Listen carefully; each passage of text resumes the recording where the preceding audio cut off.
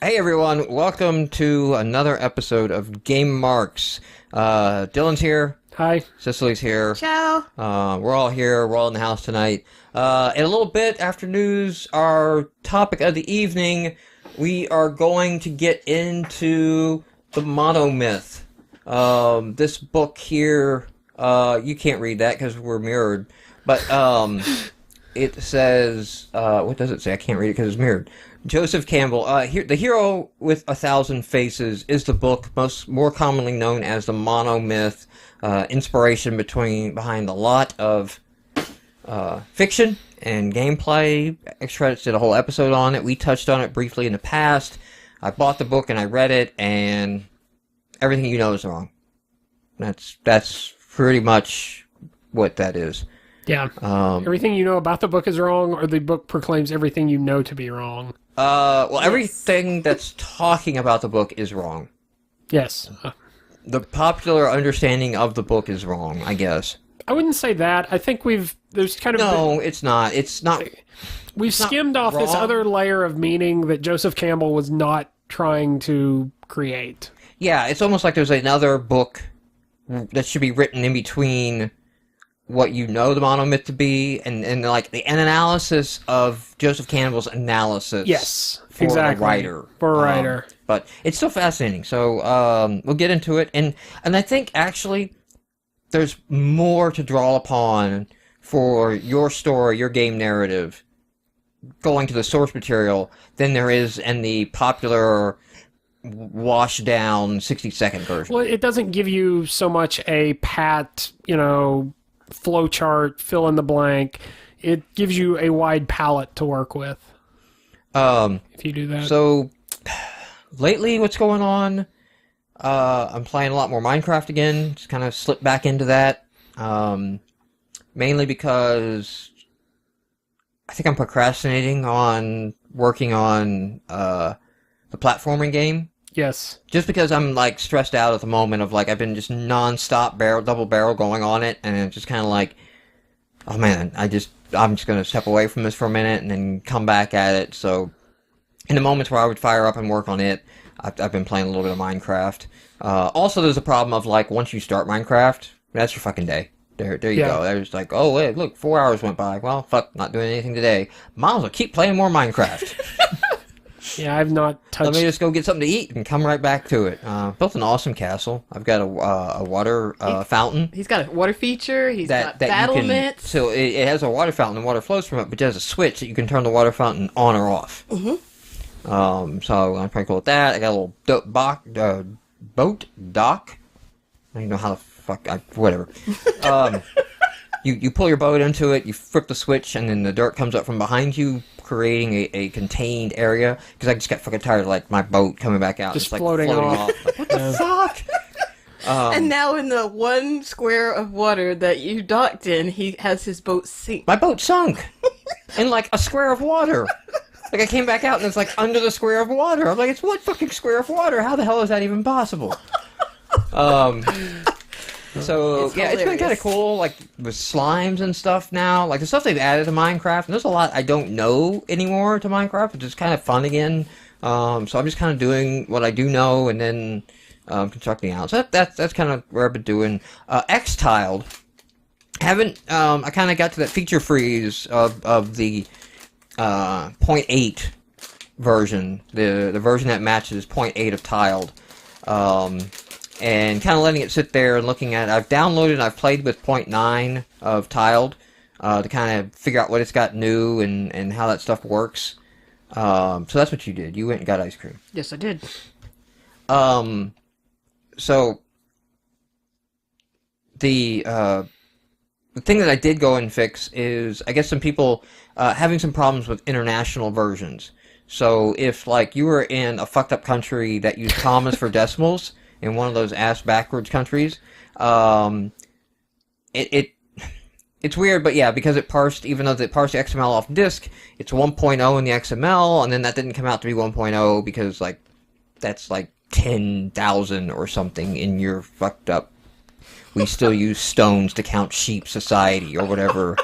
Don't most And by that, I mean the French. I was going to say, most cultures that do that are using the metric system. Aren't we the backwards... Well, I think... Well, then again, they're not. They're the imperial... They're the founders of the imperial system. Because I was about to say, like, well, I think, England doesn't use it, but they are the founders of the non-metric system. So, in which that is called the imperial system. So that's... Yeah. Anyway, so basically all I had to do is set the thread culture to culture invariant while I do my parsing, and I think that fixes it, but I realized I don't have any language packs or Visual Studio installed, and I don't have any language packs on Vista, or, I'm sorry, Windows 7 installed, so I had no way to change my locale to test it, other than mocking it with a thread change, which I don't know produces a problem. But the other problem that I had is these French fuckers kept emailing me personally. And I don't know if you saw some of this, because I saw a little bit of it, yeah. You saw my half of, like, every one of my emails. Because at first, guy, I was kind of like, all right, you emailed me personally. Hey, this is my personal account. Please use the X-tiled mailing list. Happy to answer all your questions. So we have a record of this. And, yeah. Just don't email me personally. But I replied to answer this question, courtesying the list, pointing him to the list. And then he replies back to me. And then, like, the second time again, like, I say, and I think I even ended that with him with, like, and I will follow up this conversation on the list. Like, I'm not going to... And then another... I don't know if the first guy is French, but I think his language is... That's how I noticed. Yeah. Because I looked at his error log, and there were funky little words like BIE and for, like, line or something in his stack trace. And I was like, okay, so obviously he's not running in English, and I do know there have been developers with issues, that, that's one of the gotchas on, like, if you're doing string formatting in .NET for your score, and you don't put the comma, or, like, the period or something, you don't put that in your sprite font, you'll get a crash when it tries to render a period for a comma in the backwater countries. Which I'm surprised they can even run Xbox and have internet, but, one of them does, like France. So, I'm really ticked, because after the first guy, I've told him twice. Now, he's not emailed back, okay? You're just ranting about the rest of the world like a true Merkin. It's mostly the fact that they just can't, like, the first sentence of all these emails is, do not email me directly. And they continue to do that. And they're French, so I don't know, is it like a language problem, or they're just fucking French? The next guy replies to a message sent to the mailing list where I start off and say, please don't email me. So he says, like, hey, I also am running a French thing and getting the same error, but he's sending it directly to me on the message that says, don't send this stuff directly to me. So when I patched it, I only sent to the mailing list the fact that I had patched it. If they didn't subscribe to the mailing list, they don't know it's fixed. Wow. Yeah. They can fucking take back the Statue of Liberty if they get pissed off at me. I don't give a shit, okay? I'm over it. I don't fucking eat mayonnaise anymore. I was a vegan. So there is no contribution France has made besides mayonnaise and the Statue of Liberty that I care about. I like French food. Mayonnaise. Most of that is just butter. fucking laced in cheese and butter, so Exactly. I'm not eating it.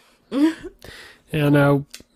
They probably just stole it from the Italians anyway, so I can eat it and just say, they fuckers took it from Italians. Well, I like the Italian food better anyway.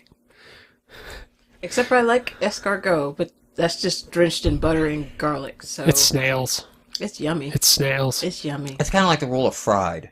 If you deep fry it, it tastes good, but if you eat it on its own, Yes. The squid's great, deep fried. No, it's like, no. Of course it is. Deep fried is good.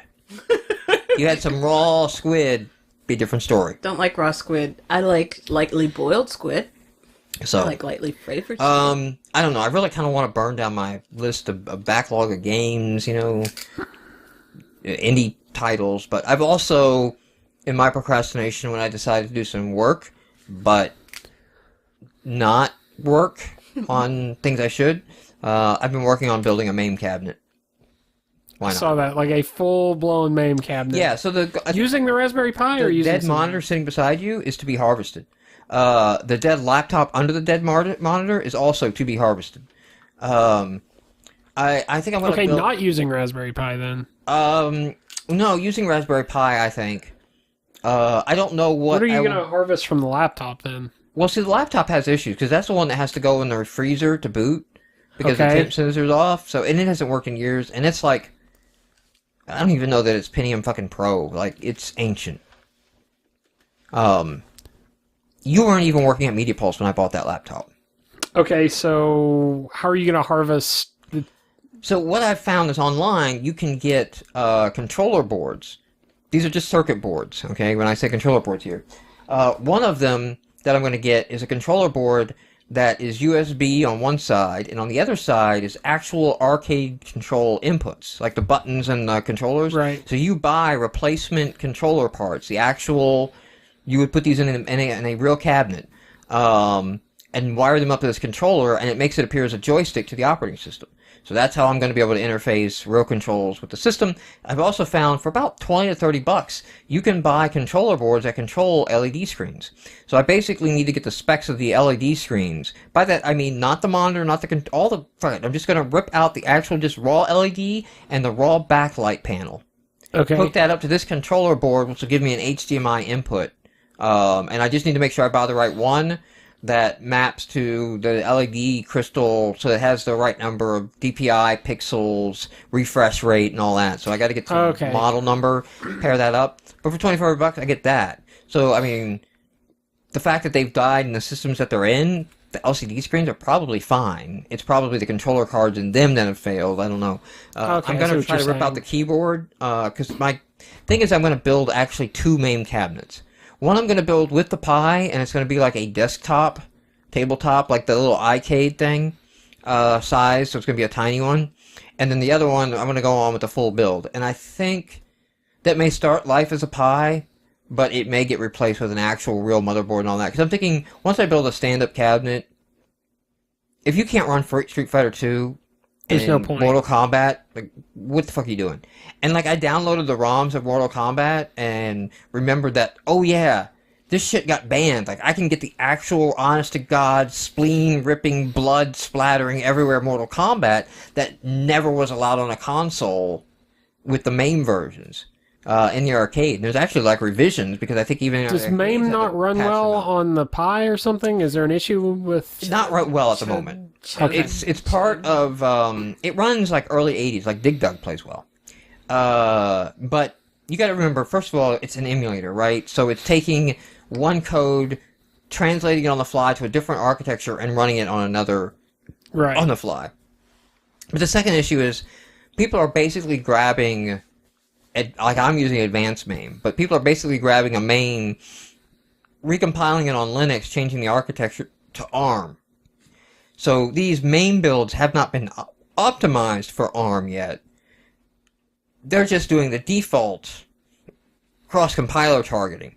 But there's probably some optimizations that could be made that would make it run better on the Pi. Because the Pi is a situation where the Pi does not have separate memory for Video. GPU and CPU.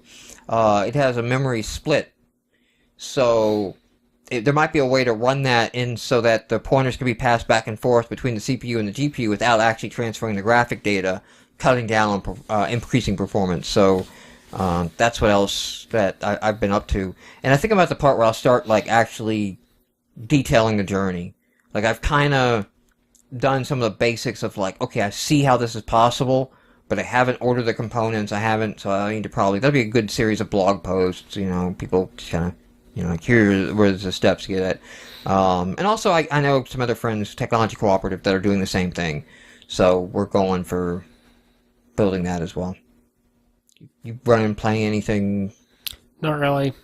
No? Like I said, Coding, did you start anything on the tiled engine stuff yet? Or is that still idea stage?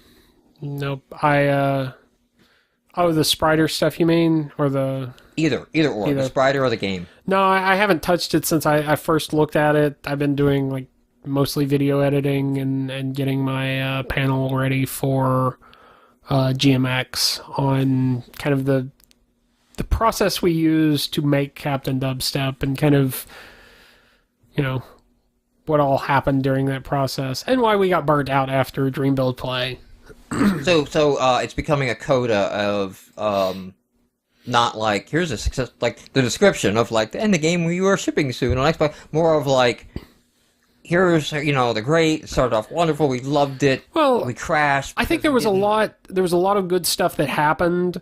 That for if you want to sit down and make your own game, like you need to know. You need to know that it's not just like one day we decide to do this and put our noses to the grindstone, and 6 months, a year, 2 years later, suddenly we have this game. Like there are things I think we adapted to during the process, like kind of how we managed work items and right. and how we changed roles within the team, and even trying to bring an artist on and things like that. But also, yeah, like the things that can kill a project, and how to deal with them or how to recognize them or something like that. All right. Well, I think fire into news here. Do a rapid fire on news, because I think I'm going to spend a lot of time trying to get through the topic this week, and then also we're going to vary up the Kickstarter a little bit, and that's going to probably take a little bit more time this week than normal. Rapid fire on some news here. Mass Effect DLC Omega is coming out Thanksgiving weekend. $15. Fuck you, EA. Like $15 DLC, really? That's It's EA. because Mass Effect is really like the last Xbox game for me. Like I probably won't be playing many Xbox games for a good long while now, because if I can get it on Steam, I'll play it on Steam. I prefer it on PC. So like Mass Effect, the fact that there's DLC is so damn much is like, well, all my Mass Effect shit's on the Xbox, all my save games, all my playthroughs, and all that, and because it's on fucking Xbox means this shit'll never get discounted. So I don't know, I just saw that $15 for DLC now, and I'm just like, fuck this, just extortion. You don't have to buy it. I mean, But it's Mass Effect. My favorite Pity Arcade, Ben Butthit Hurt Kuchera, had an article. Again, I don't know why I'm still reading his feed. Either. you want to be angry. But he had an article that was 90% good here on talking about the Wii launch and how the Wii broke the power of game reviews, right? And essentially the Wii came out and attracted so many new people that game success no longer followed the traditional accepted norm of reviews actually do heavily influence game sales. They track quite closely. And then also things like licensed games do poorly, shovelware does poorly. All this was all over the place, like doing bad, poorly, great, on the Wii, didn't obey reviews or anything at all. And, really just boiled down to just a whole bunch of new people to gaming bought a Wii. People will just go out and impulse buy a $20 or $30 game. Oh, I got a Wii, let me buy something. It's like when the Atari first started, you didn't care what you bought. You had something in your home. And also that's why I like Spider-Man, I like Batman, I like, Iron Man. I'll buy the Iron Man game, of course, Then, of course, people get these home and they suck. And the thing where Ben, and, I love the comments, because the comments are like, how the fuck do you get to that conclusion? But basically, so then it gets like to a normal curve, like 3 years into the Wii cycle, now it becomes a normal curve. And Ben's like, because all of these new consumers now have learned the power of reviews and are reading the reviews first online, and everybody else in the comments is like, no? Because the Wii, then bottomed out, stopped selling, and games were shit, and nobody was buying Wii games anymore. These people quit buying games. They bought a bunch of games. Well, games are shit. They stopped buying games. The people who were breaking the curve got out of the system. They got out of buying games, and just because Ben has his little myopic view, and he's a game reviewer, I guess he just wants to think reviews are all powerful. There was a good ending to this instead of a ending. Yeah. Aspiring indies should think of the long run. There was an interview with a virus named Tom developer, Tim and Holly Keene, husband and wife, and they were talking about like planning their game out, and they saved a lot of money. And then he knocked her up, and they had a baby. And they were talking about like, oh, you should save a lot more money than you think because it took 4 years to get this game out, and a lot of shit happens in 4 years, and babies are fucking expensive. They say that there's a line when they say babies are expensive. Tim's best advice, though, to indie developers, aside from, saving and budgeting, Holly's talking about, like, taking any estimate that Tim gives her and doubling it. Like, how long is that going to take? 2 weeks, 4 weeks, is what's budgeted for and all of that. The last line I love at the end of Tim was, marry someone that's a good artist, because slave labor is the bomb. So, I recommend that as well. Eyebrow? Yeah. Poke. I could have done better. Not someone who's like, wow. What are you working on? Stuff. What kind of stuff? Working on stuff? No, the second line I said, working on People Jump. I know, and I said, what are you working on? Like, working out stuff? It's not concrete yet. I'll just tell you it's all shit later then. Of course you will. So, marry a better artist or marry someone who doesn't micromanage you over your shoulder? Marry somebody more complacent. No, you need to be able to, like, see the progress of the artist. And if the artist is all like, I'm just doing stuff, it's not a very reassuring... Oh. Don't worry, I'll let you see in a couple days, and then you can tell me what's shit. Activision settled a no-doubt dispute. So... I thought there was one also, maybe it got dropped or joined or something. I thought there was one also with Kurt Cobain. But remember when Band Hero came out? Yes. And, like, you could make, like, No Doubt and Kurt Cobain play, like, all the songs. And there were, like, YouTube videos of Kurt Cobain playing, like, Girls Wanna Have Fun. I never actually bought Band Hero, because that was, at that point, like, that might have been Guitar Hero is Kurt Cobain or something. But there was that issue. There was that issue of, So No Doubt actually took Activision to court saying they didn't license their likeness to be used for anything other than their song. And Activision was basically like, no, you're licensed in the game as a playable character, and that means everything, and you just don't understand what you read. And so, this was years ago, and there was a big court case, and 2 weeks before it went to trial, they finally settled, right? No details of the settlement, no who got paid or not. I'm guessing that Activision just went, look, fucking Band Hero, nobody gives a shit. There's nothing here to bitch about anymore, This shit ain't making money even with your little controversy. Yeah. So you can shut up and take your check, or you can shut up and give our check back. If you're signing yourself up to be... a playable character in a game called Band Hero. Your claims to, like, oh, it's breaking my artistic integrity if I sing, these other songs is kind of questionable. You're also No Doubt. So you have no artistic integrity. Because you started as a ska band and went mainstream pop with it. And then your lead singer went even even further club mixing. So... Yeah. No ground to stand on. Fake Angry Birds ensnares 80,000 gamers or purchases, I guess, downloads on Chrome. So the Chrome store it's again Google, we're not going to validate anything, ripe for abuse. Like, they haven't learned their Android lesson yet where people upload apps that steal passwords and shit like that because they don't do any checking. And apparently this Angry Birds installs a bunch of click tracking and browser hijacking, and it's a clone, it's not even the real thing. So, like, when you go to Google, you'll silently get redirected to their paid search engine, or they'll replace the ads with their own ads or something on web pages and things like that.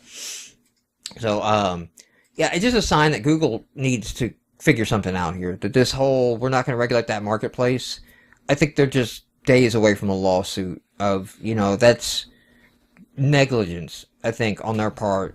And they're the size and scope to where it's not like a burden on them. It's like, no, look, you're Google. you're getting into the space, the amount of data and the ease at which, like if somebody exploited, say, Indie City, they went over to Indie City and they uploaded some hack shit that slipped through their systems, which they actually check, more than you can say for Google. Nothing bad against Indie City. It's not going to have the range. It would not reach 80,000 people, you know? Yeah. It would reach a couple, they would contact them, pull it down, it'd be gone. But because it's Google, it's right for these kinds of exploits, it's kind of on them to police that shit a little bit. And Angry Birds was one of the earliest games on their service, on their Chrome App Store service. And I think they also had the guys from Angry Birds in one of the TV commercials. I can imagine them getting some pressure on that end as well. It's like, you know, don't allow obvious IP violations on the service, you know? Yeah. They should at least do that much. Alright. Finnish free-to-play mobile dev, Finland-based free-to-play mobile dev, Supercell. Basically, they came out and said, hey, we're making $500,000 a day on our iOS titles. I don't even know who the fuck these guys are. I have not heard of Clash of Clans and Heyday, or either of these things that you... Because they're free-to-play titles, so, I mean, they have some kind of in-app purchase thing going on for that. But again, to me, that just cements the position of Apple and everything like that, of like, this isn't EA, this isn't Activision, this is an indie dev. They got 2 main titles rolling, and they're rolling $500,000 a day. A day. That's insane. That's a shit ton of money. That even gives Minecraft like a challenge for its money. And you know, it also kind of says, hey, if you're going mobile, I think whether this is true in other platforms, whether it shakes out for like PC and all that, I think if you're going mobile, you're gonna have to go free to play. Like, it's really a hard sell if you're not. I think a big part of this is that iPhone doesn't have proper demos. But you can get a proper demo by having an in-app purchase that unlocks the full game. Although I read in another article, and I don't think it was this one, I read in a Gama Sutra article I don't have linked, about like tiny MMOs and are they the future, and it was like interviews with 3 companies that are trying to do MMOs on the iPhone, and what they're struggling against, all that. And they basically, one of them talked about like they had this one game up and it was paywall. You hit level 13, pay to unlock, and then play the full game. And you're done, you know? And it was like $7 or whatever. And they've had much more success once they dropped the paywall and went with micropayments, and on there. And so, you know, I think there's a lot of analysis to do that right. But you do it right, man. $500,000 a day. Yeah, I would assume that these guys are the outliers in this case. And in many cases, like, you would have to create several games before you found one that hit that level of critical mass. But I mean, what I like about the potential is there. Yes, that's the thing. Probability, not necessarily, but potential. These guys hit it, and they did it right, and they're reaping the rewards and the success of that. They're basically an unknown studio, right? So this isn't, you know, oh yes, EA came in, or Tim Schafer launched Project and it became successful. Even. And, you know, even established players like Rovio. This is just another new up-and-comer, you know?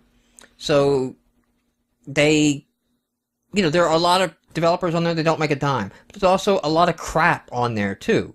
So it's hard to say, like, you can't just look at any service, be it Kickstarter, be it iPhone, be it Xbox Live Indie Games, or even XBLA, or retail sales, and just equate like, oh, well, here are the sales and here are your odds of chance of falling within the sales, because there's a lot of shit shovelware out there at all levels of the game. Like, I don't care for RE6, okay? I don't care for Resident Evil, never have. But apparently Resident Evil 6 is dog shit. Millions of dollars spent on a dog shit game. So, it's all over. And basically you have to, and it's not really possible, I think, to do this, is you're going to have to filter out the shit games to see what's really left and say, okay, of the quality games, how many quality games are not making good revenue numbers? How many games out there that are decent and still not making ends meet? And that's the number I think that you really want to be concerned about. I think that's the one, but I don't know how you get that number. Like, I don't know, without going through all the apps, making a subjective call on them, how do you say... But it's gotta because be a it is number. a subjective call. It is a subjective especially call. like what you might call crap, someone else might not. But there could be definitive definitions placed around that. Like, for example, in Kickstarter. In Kickstarter, I'm kind of curious if I go back and run my stats and throw out the 80% of games, I think, that don't reach their funding didn't make 20% of their goal. Right? Yeah. It's like 25% of games sit, or 25% of Kickstarters sit at 0. They don't get a single pledge. And it's almost like, okay, you guys put no effort into this. You are skewing all the rest of the stats negative and making it look like these guys are crazy outliers, when if I cut you guys out, I'll probably have a much different statistical data set and outlier position and chance of success of at least, like, and like I said, it's a subjective thing of what is good, but there's almost a non-subjective look at it, because if, like, okay, they were up for 30 days and didn't get $1 pledged to them. Well, but I think even mothers did not love them. Even if you pledge get $1. that number, you also have to kind of back out and say, like, a lot of games, you can't know if it's going to be good or bad before before it's built. Like, Resident Evil 6 is an example. Like, you've heard the reviews. I'm sure going into that, they didn't think it was going to be as bad as it was. A number of them thought that it might actually be okay. Well, I think it's a different topic. It's a different discussion. Yeah, I know what you're saying. In development, I don't think there's a case of, okay, we're making this fucking bad game. Yeah. I think there's a case of, we're making this good game, we're believing in the game, it's 6 months to the ship deadline, this isn't working. Right. But management says ship it. And it's like a lot of, now we're not going to tell upper management how bad the game is, but we know it's not good. So I do think the developers are aware of when they do ship bad games. I do think there are cases where they're just genuinely not aware. I think it's actually, like, too close to it. Happens more to indies, I think, than professional studios, because they have a larger pool of people to go, like, no, dude, step back from that. This is not good. And People are with not going to like this. I heard somewhere where they're like, it seemed more like a case of, this team got to make the game that they wanted, and this team got to make the game that they wanted, and they put every team's game in there, and they were all satisfied, and it was all shit. Because they didn't work But together. yeah, I think that's just more of bad management, not following up good play testing, and it's like, stepping back and all that. But that's a different discussion. I see where that relates to Kickstarter, because the games aren't built yet. But I'm just saying, like, if you pull out $10 pledged to your game, yeah. right? Then what makes you think you're going to sell? Like, why do you think this game is going to sell if you can't get anybody to back it on Kickstarter, let alone fund it? I'm just talking back it. Yeah, no, I understand. And so when you say, like, okay, there are these crazy outliers making $500,000 a day. Well, yeah, when you include these obvious shit games in that list. Now, let's take those out. Now, what does it look like for outliers? Now, like, okay, so before maybe the outliers were the top 0.1%. Yeah. Cut out this, like in Kickstarter, it's like 80% of the failed games. Now it's like, okay, there's still successful outliers, but it's the top 10%. Okay, I know what I'm saying? And now it's like the middle class is awesome. Like the middle group, if you could land in the 80% bulk, you're getting $5,000 a month, is a reasonable, decent expectation for a game or something like that. So I don't know what those numbers are. I don't know how you get that, other than to go to Apple and say, we need sales data on all games, and then any game that's not selling at all, like it's not even selling a copy, cut those out, and then let's see what we're left with. Is that a significant chunk? Can we use that as a way of... Because, like you said, and like I've said, it's a subjective problem. But I've wondered that. And I think I'm going to play more with Kickstarter data to kind of tease that out. Because that's kind of made me curious as to how much they are tainting the overall picture, when it's like, all right, man, you guys didn't put any effort. And you'll see that tonight. Because the way I'm doing the Kickstarter again, yes, you'll see, like, you think I'm showing you a lot of bad shit. you'll see the real. Welcome to the desert of the real, okay? What do we got? Oh, Valve, who's totally not making a console. We're just making a big screen, controller-navigated version. We're running on Linux of our own OS. We've got a hardware department. We're hiring hardware people. We're totally not making a console, though. But we would like people who would love to come in and beta test our new hardware now. No discussion of what the actual hardware is, but if you are in the Seattle Bellevue area, send them a link. They might like say, hey, come by for a while and check out our new hardware. They'll probably NDA. You won't be able to talk to it, but at least you'll know. Like, yeah, they're totally fucking making a console. They might just be making some keyboards and mice. Maybe it's just something... They've sounded like they've talked about how like the keyboard and mouse is like game input really hasn't been rethought, and maybe they can something make more than a controller, but not quite correct. Keyboard, mouse. I don't know. I don't know what that means. I just thought that was an interesting news thing. GameMaker Studio adds Windows 8 export option. So this is really kind of cool news because GameMaker... I haven't played with GameMaker Studio. There were issues in prior versions of GameMaker for using it seriously, I think. It was a great hobby and get started tool, but using it seriously, they were taking the product in a way that was actively harming that. I don't know where Studio wound up, okay, on that, but it's plugged into Steam now, so it's easy to get, and it works with Steam Workshop. So I'm kind of curious to go and install the Steam Edition so that I can use the Steam Workshop, because you can, Steam Workshop, upload, so Steam Workshop is a way of trading your own creations. You can make your own game and use Steam Workshop to upload and share it. Obviously for free. Right. So we're talking like a cron gate of GameMaker games. But that's kind of cool because that's an easy swap community of a little bit more than a Flash game. Like, you can do a little bit more in GameMaker than your Flash games. So it's interesting to see what might come out of that. Like, totally like on a Ludum Dare type situation, I could see myself like, yeah, I'm going to do the Ludum Dare and I'm going to use GameMaker. And that way I can just upload the result and let everybody play it. They also got a contest or something going on, but their rules are not very clear as to like, oh, do you have to make the game grow in the contest, or you can submit any games? It's kind of like the Dream Build Play. Of like, well, if you can submit anything, then you have all these people submit all these completed games, and where's the fun in that? It's not really a competition. It's just a judging panel now of games. But I can't really, I guess, force you to say, well, you couldn't have started on it before this day, because...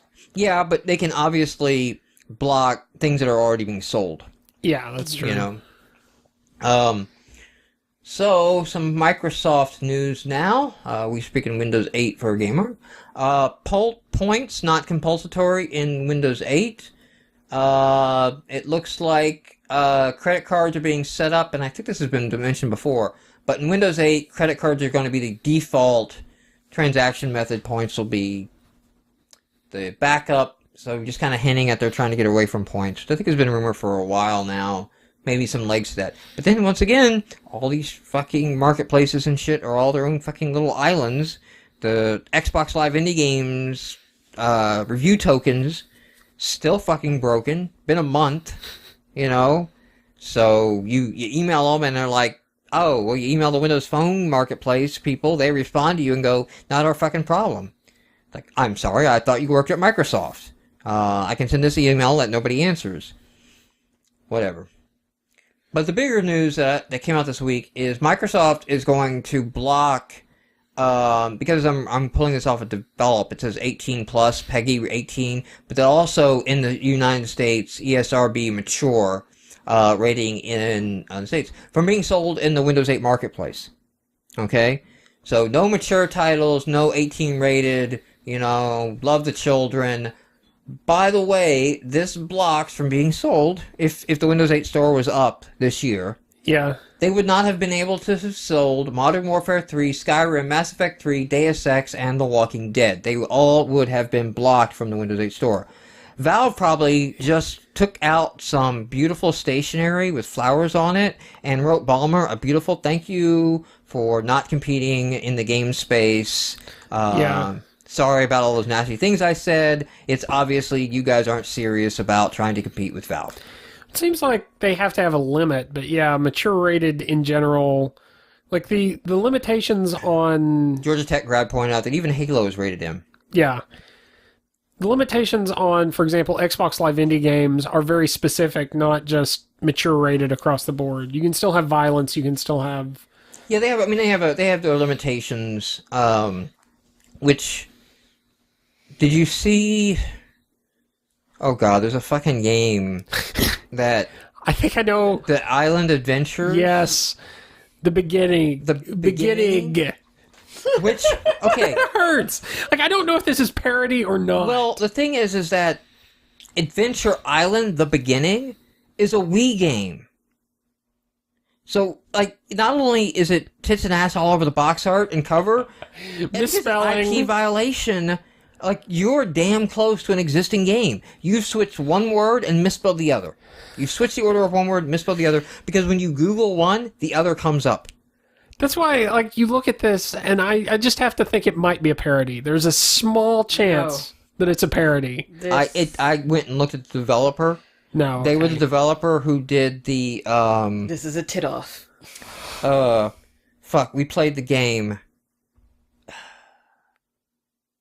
Fuck, it wasn't like the Don't Die Dateless. It wasn't one of the dating games, but it was, like, all three of his games have been boob chicks, 3D models, creepy looking, because I just went to, like, Turbo Squid and bought a model. The space one? The one that was like an... No.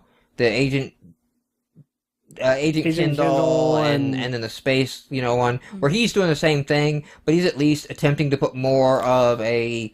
story to it, but it's really just quick time events. Yeah, because I just thought he needed to take the boobs out of it and think about it. No, it's not him. No, there's no redeeming quality to this guy's games whatsoever.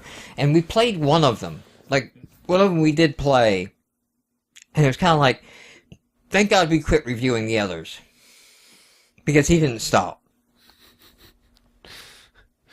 I don't stop. I don't know where we're going with that. Anyway. I'm gonna hold off the Kickstarter stuff until after we get through the Mythical Man Month. No, the Hero with 1,000 Faces. The MonoMyth. Face.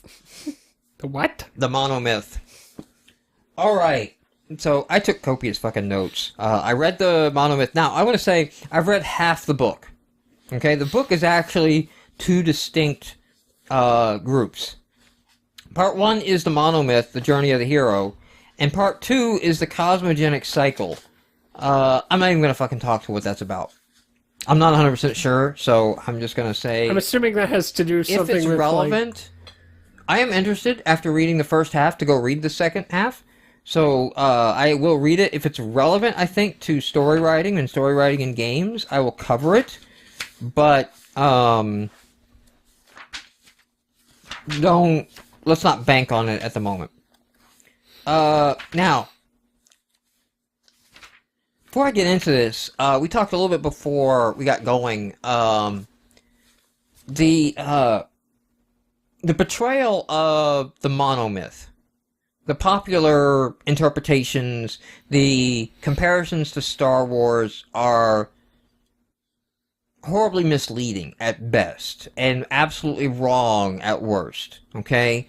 The book deals with analysis of myth and legend and how they were teaching tools in culture, and touches a little on things we may have lost because we have lost the telling of these myths. We don't put stock into them anymore, and things like that. But it's not a, hey, all stories follow this pattern.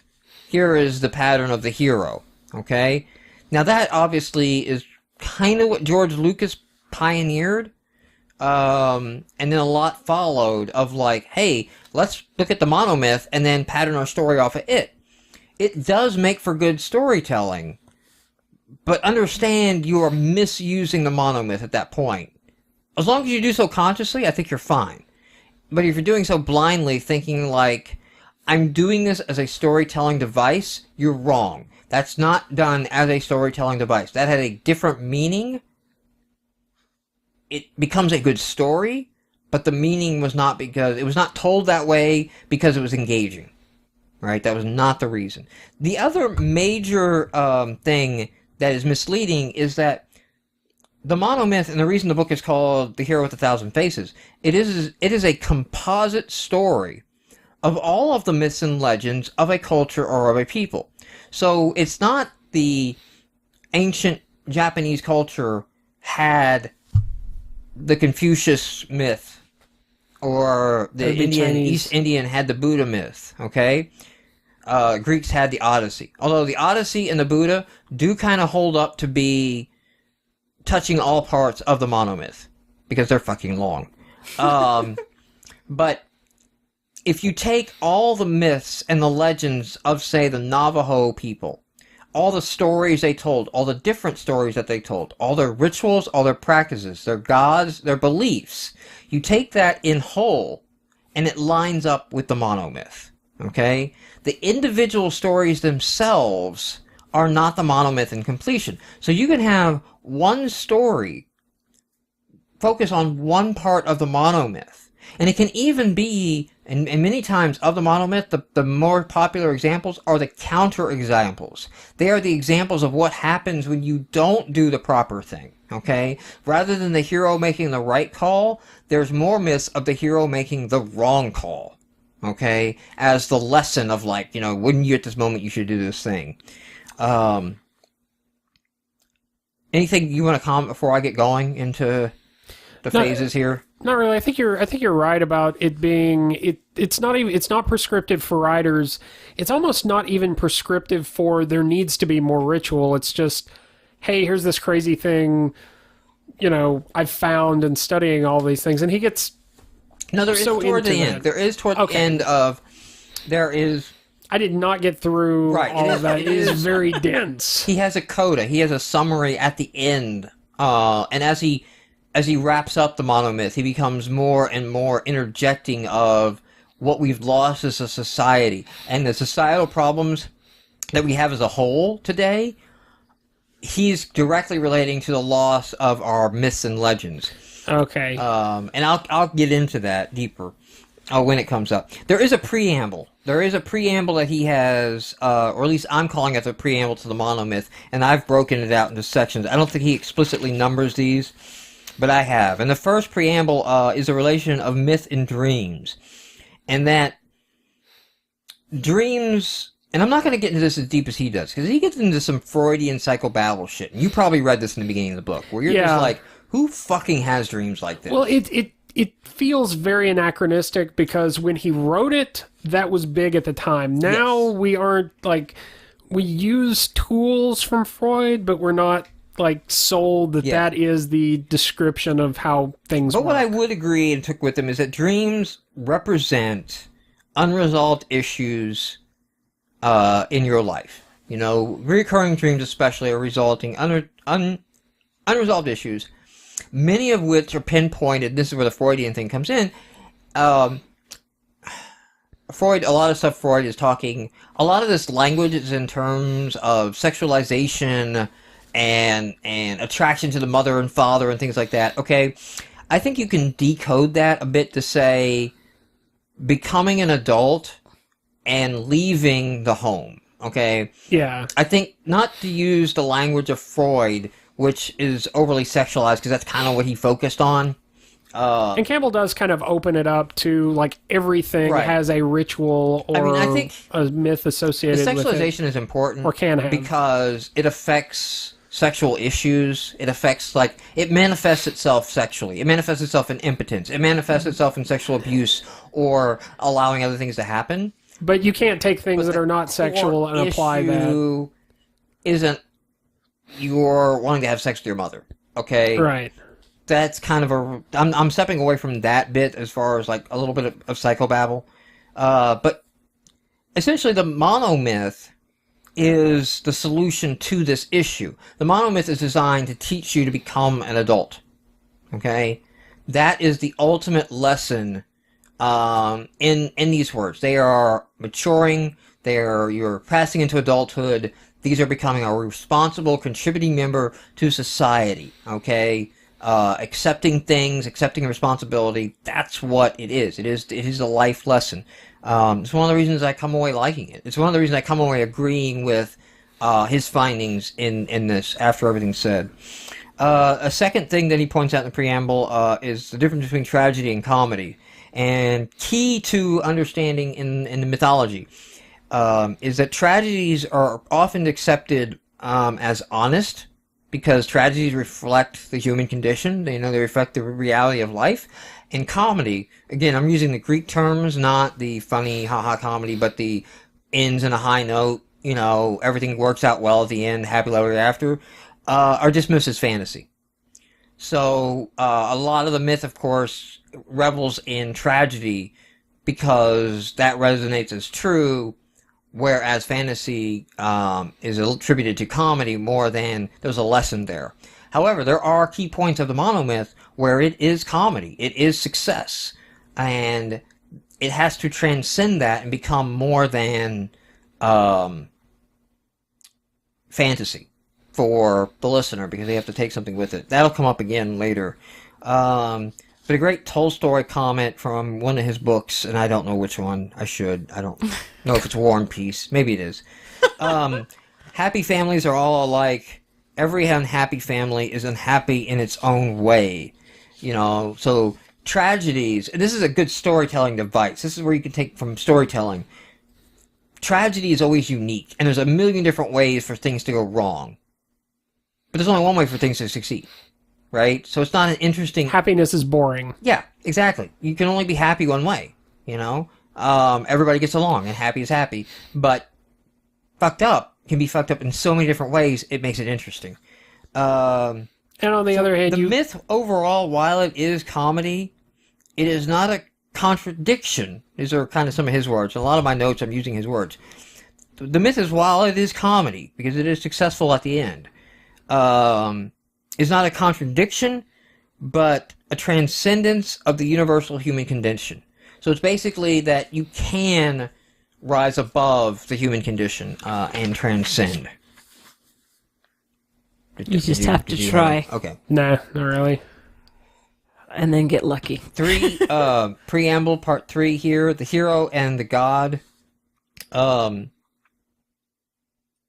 So essentially, the monomyth moves in 3 distinct portions.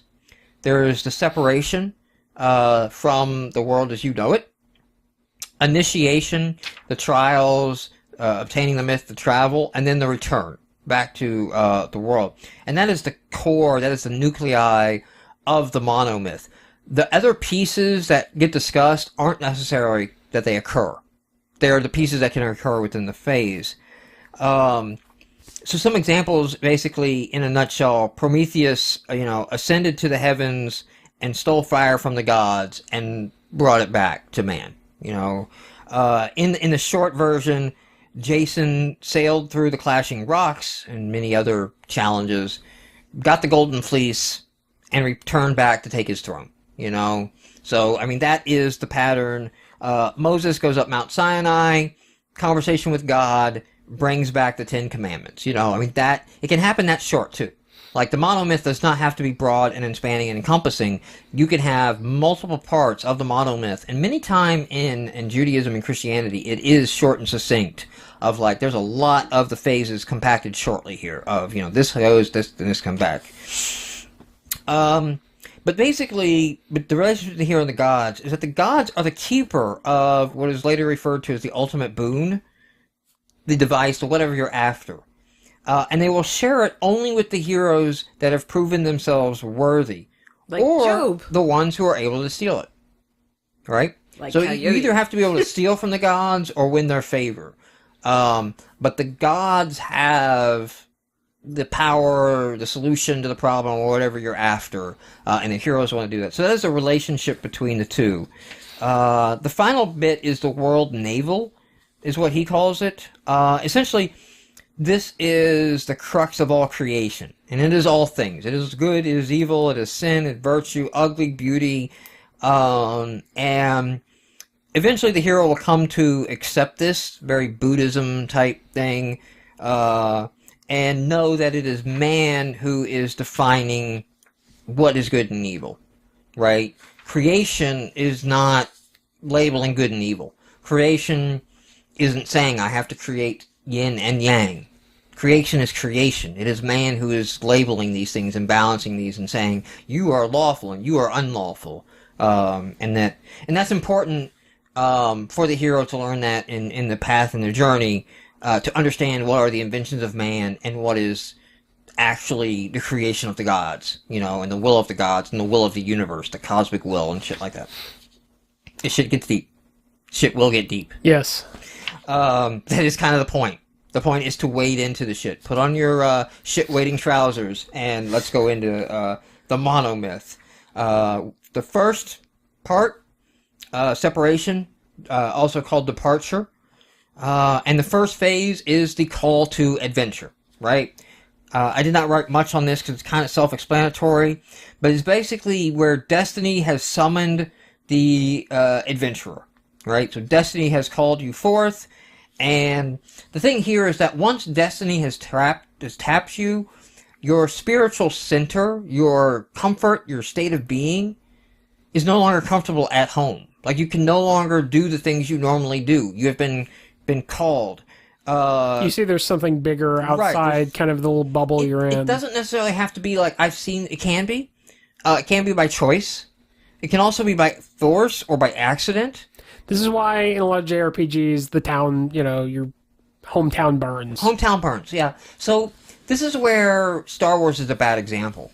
And especially in the next section here, Refusal of the Call, of like, hey, you should go on this adventure. And it's not that. Destiny has called the adventurer now, okay? You're going on the adventure, like it or not. Yeah. Well, it kind of does happen in Star Wars because, This is a child named Link. That only one child out of 50 bajillion is named if I go Link. on to the next section, Refusal of the Call. Yeah. And then the force of the journey is kind of where it became a literary mechanic in Star Wars and is not true to the MonoMyth. Okay, I see what you're saying. So the refusal of the call is common in real life. Reasons are given. I can't possibly leave home. I can't go on a journey and all I have that. a house and kids. In the myths and tales, and again, this is where a good example of where the myths are not complete.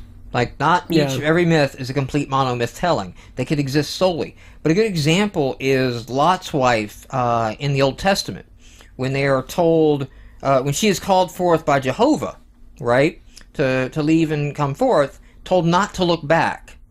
Of course, she looks back. She's turned to a pillar of salt. All right? If you deny your destiny, if you deny the call to adventure, you are punished. Okay? And it hits all levels. So, the King Minos. I don't know if you're familiar with this one. He touches on this quite a bit. King Minos has a lot to do with the labyrinth and the Minotaur. Okay, yeah, I vaguely remember this from reading it. So essentially, King Minos, the story goes, wanted a symbol to prove he was the ruler from the gods, and they sent him a magnificent bull to prove that, and after he proved that, Poseidon sent it to him. He was to slaughter the bull. And basically, he tried to pass one over on Poseidon and didn't send back the bull Poseidon sent. He sent a different bull to be sacrificed.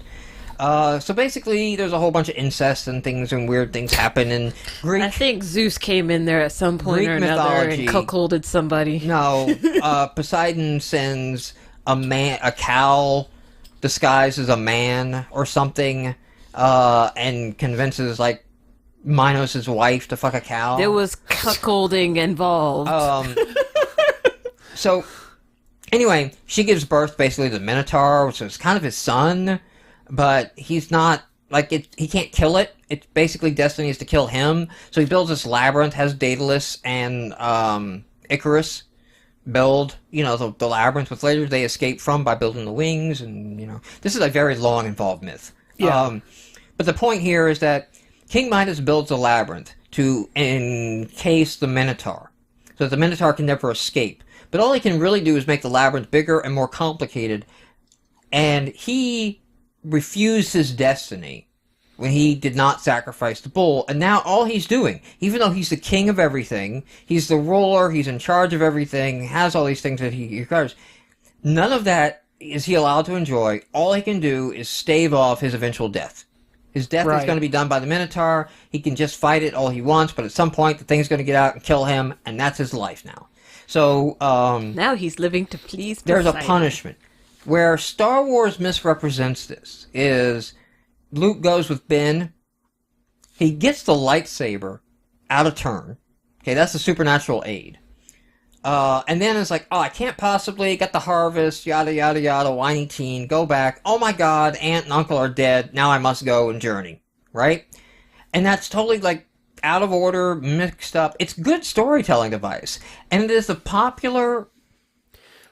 Since Star Wars and since that interpretation, it is the popular take from it of, like, you know, the hero should refuse the call, and that makes him human, right? So that's the interpretation from Star Wars.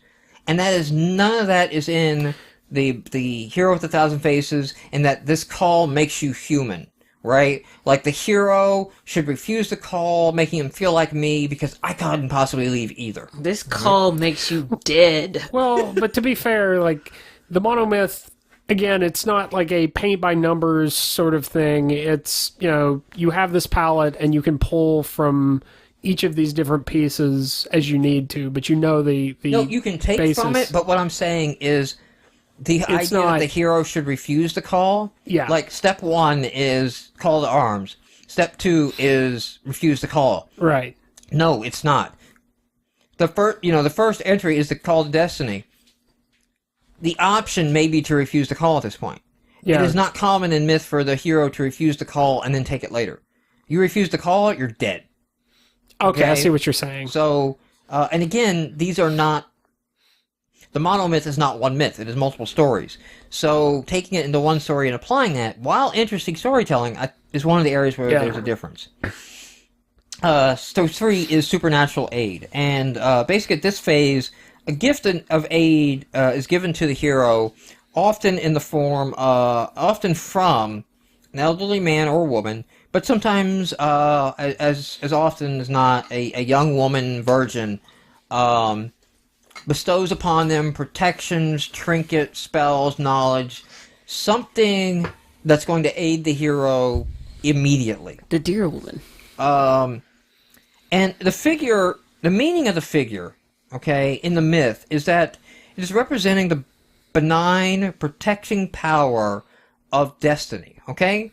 And it is saying that when you are called to destiny, you are protected to answer the call. Even though there's a challenge awaiting you, destiny is going to protect you through that. You are going to start your adventure. You are going to start your path. Even though it looks like there's death waiting for you, it is harmless, okay? That is what the supernatural aid device is communicating. It's not a fucking lightsaber, so now that obviously Luke can do it because he has a lightsaber. Well, you might also argue that that's where, like, the Force figures in, and he doesn't start learning that until much later, but... Well, I mean, no, that is much later, but no, in the point where it's tied into Star Wars. Right, I see what you're saying. Many times in myth, there might be a physical item given, right? Like a trinket, an amulet, something physical could be given to the hero that represents this protection. Or guidance, like they could get a guide that will guide them. That's another thing I made note here. There could be a guide who guides them for the first layer of the labyrinth or something of that nature.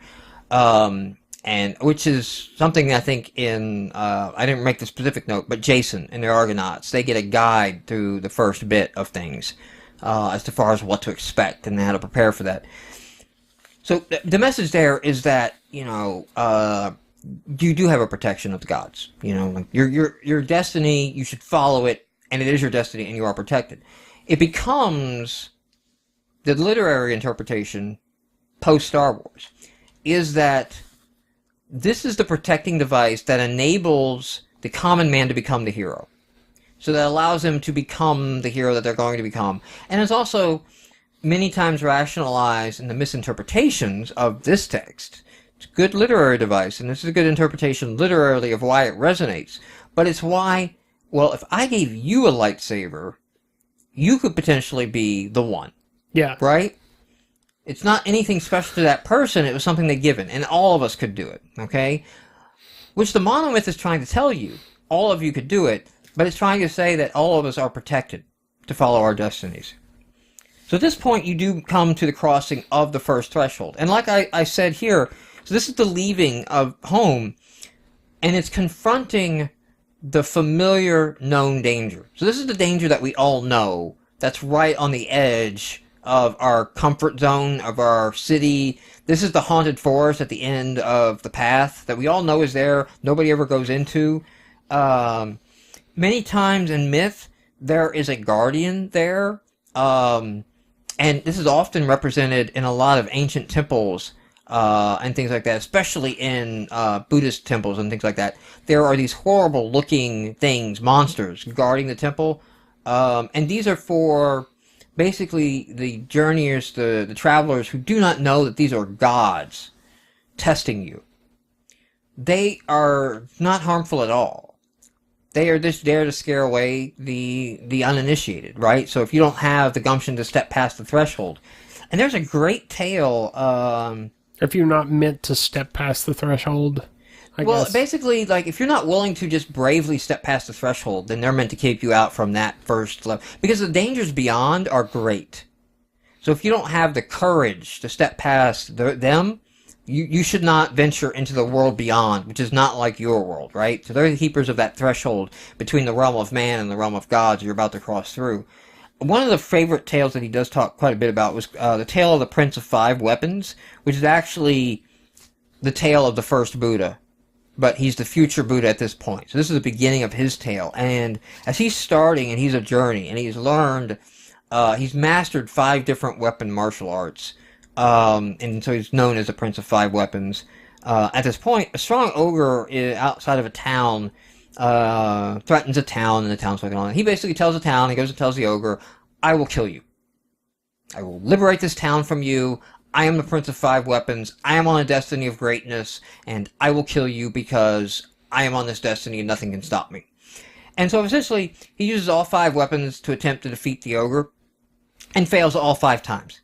Handily. Like, the ogre is, I think, immortal. Like, the ogre is basically blessed by the gods, can't be killed. But at the end, the ogre lays down and allows him to pass, because the ogre's rationalization is that anyone who is that fucking cocky and sure, and that fucking confident, might actually be fucking blessed by the gods. Right?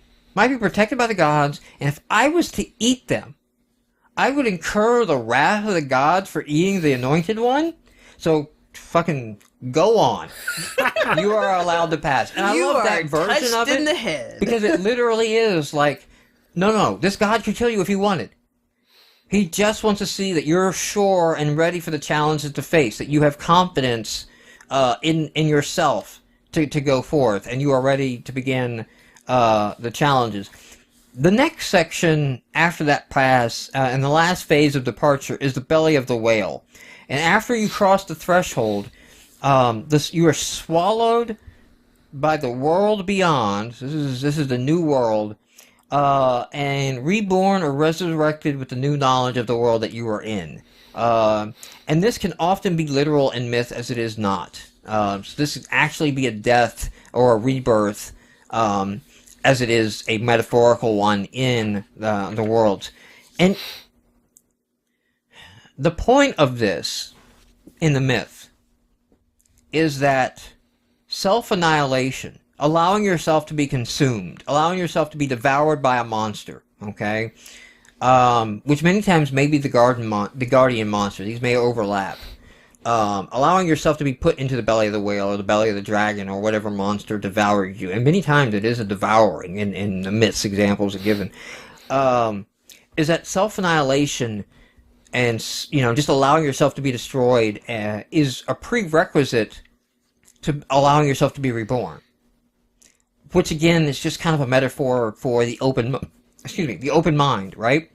You're going to have to go in and shed off all your current beliefs to accept new knowledge. If you go in with your preconceived notions, you can't accept new knowledge. You can't accept this new world and its new rules. And it's important that you be able to learn that. Otherwise, what the fuck's the point of the journey, right? So that's a very important stage. And that marks the end of departure and into initiation phase, which kicks off with the road to trials. And this is the favorite part of the myth. This is the long parts of the myth. This is where all the challenges come and all the great fights of Greek mythology that we know and love happen in the road to trials. And this is where the storytellers of the myths can embellish and they can add more and more trials and things like that. But they are the tests of the hero. To basically, is he worthy? And it's basically a continuation of the passing through the threshold and accepting of the new knowledge and the new workings of things, but also just like you have, a part of shaking off your preconceived notions is putting the ego to death. So allowing the ego to die to best these challenges. So many times in overcoming the monster, the adversity, the hero is self-sacrificing. The hero is putting himself in the way of harm, putting himself even in the way of, like, he's off to collect, Jason and the Argonauts. He's got to get the Golden Fleece, right? But he will put himself in the harm of the sirens and the clashing rocks and everything to get to that to get the boat point. through.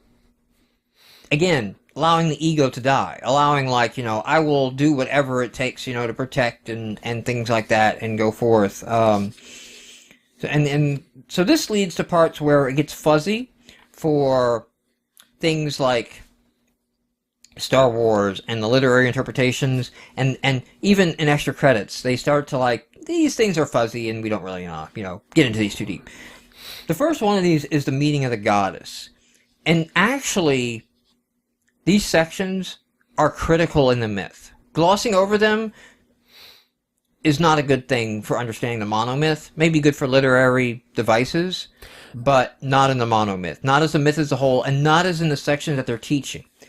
And the important thing is that when you're meeting with the goddess, you are meeting with the incarnate. Basically, in myth, the goddess woman is the promise. She is the incarnation of the promise of perfection and the mother of all things, right? So she is the idealized version, incarnate, of all that is good, creation, She also represents the totality of what can be known, okay? So the hero may not know everything, but she represents everything that he can know. And in the meeting with the goddess, it is important that the hero learns everything from her, right? So she is guiding, bringing him in, and there's sex at this point. You can sleep with the goddess, at some phases of the myth. Depending on the myths and the things that you're learning on. And that actually becomes important later, into another phase of the myth. If it is a myth that you sleep with the goddess to gain the knowledge and that thing happens, that becomes important later. What the hero gains from the goddess ultimately is he is released from limitation. Okay? He is no longer limited by himself. He now has all the knowledge of the gods. He has all the knowledge of all things that can possibly be known. He is picking up from the goddess. And it has released his limitations now. So he is no longer limiting himself to what can and cannot be. Okay? Sort of the end result of the trials. An example of this is the tale of Neil. Now, I've talked about this before. I've talked about this in our guild. Niall, Neil, the original Neil. I like to say Null because it sounds badass, but it is pronounced Neil. And it is Irish legend. In fact, O'Neil, O-N-E-I-L, means grandson of Neil. And Neil was a great king. And at the time that Neil ruled, Ireland was pretty much all of fucking Europe. All of what is the United Kingdom, all of what is Scotland, all of Ireland, a lot of the Viking, North area, Sweden, Switzerland, all of that was considered Ireland, and Neil ruled over all of it. And there's a lot of legends to his name, because he is second only to Genghis Khan in terms of descendants. He fucked a lot of women. right? He was basically had large harems and spread as many children as he could all over the place. So one of you shall survive. only Genghis Khan has more descendants. He is number 2. And so I've done a lot of research into him as well. And it was kind of cool to read in here a myth that I knew of because being that is my namesake, right? I've read into a lot of his myths and things like that. So the one is, and this always varies, but apparently in the one that was put in the book, he was of 5 sons. He's always the youngest. Sometimes not of the same mother as the rest of. He's not born of the queen. He is the son of the king, but he is not of the same, he's not of the queen, right? So he has less of a claim to the throne than the others, but the tales are always of how he is destined for the throne. And this one is no different. They're all out on a long journey in a desert, and they're out of water. And they find a well guarded by an old hag/witch. She prevents them from getting the water. They can't just go up and get the water from the well. And I'm paraphrasing as much as I can to keep it short. Right. So there's a lot more embellished to the myth. And basically, she says, look, kiss me and I'll give you water. Right? She's this old, haggard, nasty-looking woman. And the first 4 are basically like, fuck that. You are ugly, bitch, and I would rather die of thirst than kiss you. Not only does Neil kiss her, he's like, it doesn't say he gets it on, but he goes, embraces her with a hug, and, a hug and a kiss, and, he goes all in for this. In for a penny, in for a pound. Exactly. And then, of course, she transforms into a beautiful goddess referred to as royal rule. And essentially her place in Norse and Irish mythology is she is the goddess who deems who is going to be king.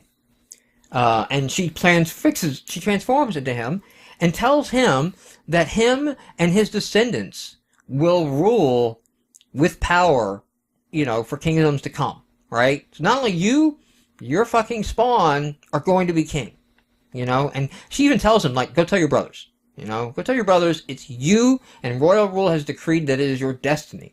And she tells him this because he has learned that not all battles can be won. Some battles have to be lost, and that the result, no matter how ugly, you are still the king, the ruler of the result, and it is proper for you to still rule and embrace the result, right? So by kissing her and, embracing the ugly, like as a king, you don't always rule the beautiful. You rule the ugly as well, and they are part of your kingdom, and you should embrace them, right? And that is the knowledge that he has gained and proven from her, so, he is blessed and, and things like that. So, I thought that was cool, because I was like, I know that myth. And also, it's part of my very, very blatant, like, I obviously don't have a strong claim, because he fucked a lot of women, so, yeah. There's that. No strong claims allowed.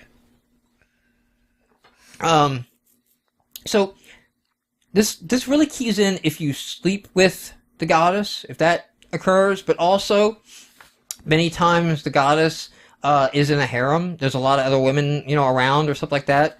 Or in this knowledge, the hero is kind of in a paradise with the goddess and all that. And so the next part is women as the temptress.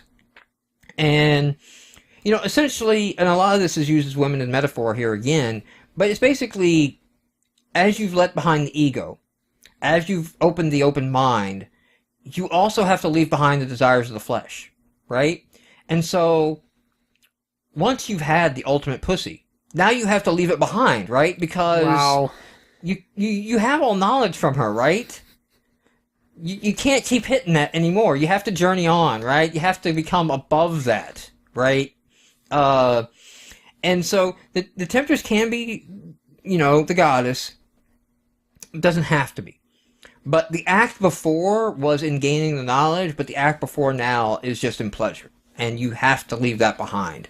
So it is a key portion of the myth, and this is where it's very often not used in literary telling devices and well, like but that. even without the whole imagery of the goddess, you can look at it as, after the main character gets to a certain point, you don't just want to rest on your laurels or plateau or whatever. Yeah. Like you have to go on and finish up whatever the rest of the quest is. The point here is that even though you have the knowledge, you are not proper yet, right? Yeah. Like you still have temptations of the flesh, ego, that kind of thing.